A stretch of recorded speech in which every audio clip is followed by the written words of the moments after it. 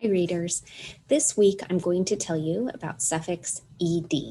Suffix ed is a suffix word part that's added to a verb, and it means that the action already took place. It happened in the past. And I think you already know that. But what you might not know is how do you say ed and how do you know how to say it? You can say it three ways. You can say id, you can say d, or t. So I'm going to tell you the patterns of the root word and how the root word ends.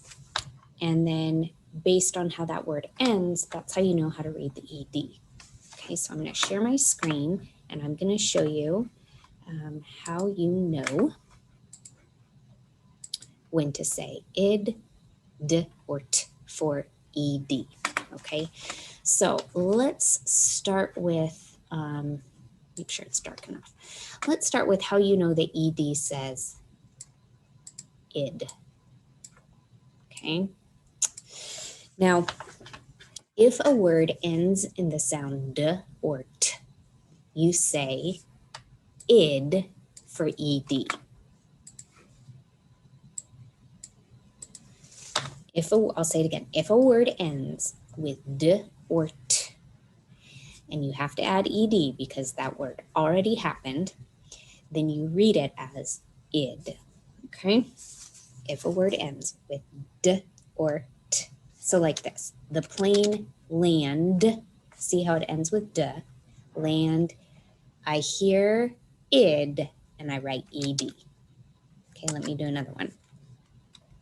Hunt. I'm going to hunt for rabbits. The word hunt ends in t. I write ed, but I hear id. Hunted. Okay, if a word ends in d or t, and we add ed to show it already happened, we read it as id. We read the ed as id. Melt the butter, melt id. I write ed, but I hear id. Okay. Mom told me to fold my laundry. Oh, I already did it. I folded.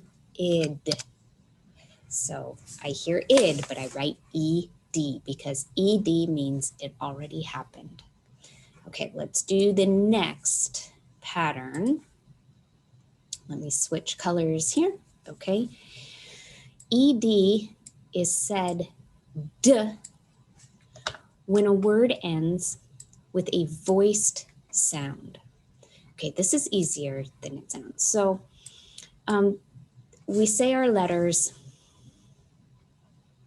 some of them we say it with our throat, like z, g, b.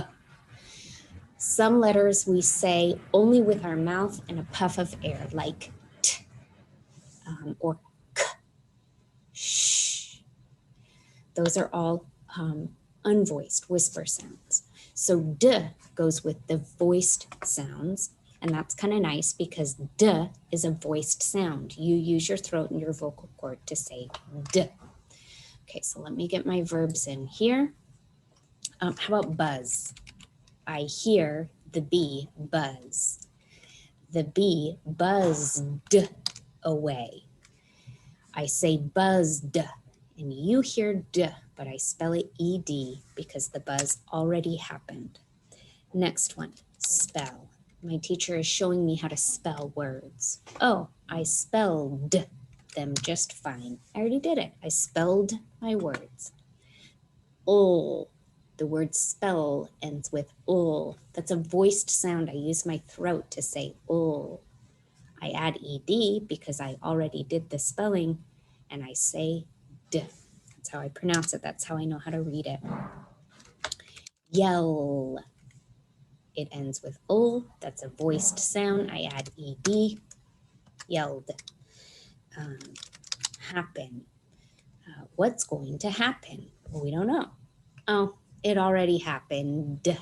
Happen. We hear at the end. I use my throat to say so I add ed, but I say d. Happened. Okay, the last one is when we have the sound t at the end of a word, but we say ed. Okay, so it's not the voiced, it's not D or T, it's any other letter sound that is unvoiced or a whisper sound, like wink. Oh, I want that to be green just because I'm going to be picky. Wink. Okay, I winked at my neighbor.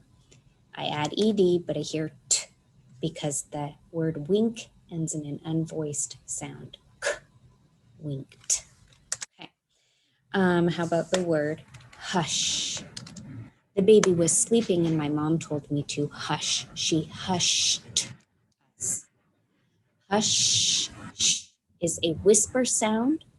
I add ed, but I say t. Next one, the mom will kiss the baby. Kiss is a whisper, unvoiced sound. I add ed, but I say t. Another one, how about wish? That sh again. Sh is a whisper, unvoiced sound. So if it already happened, we add ed, but we say t.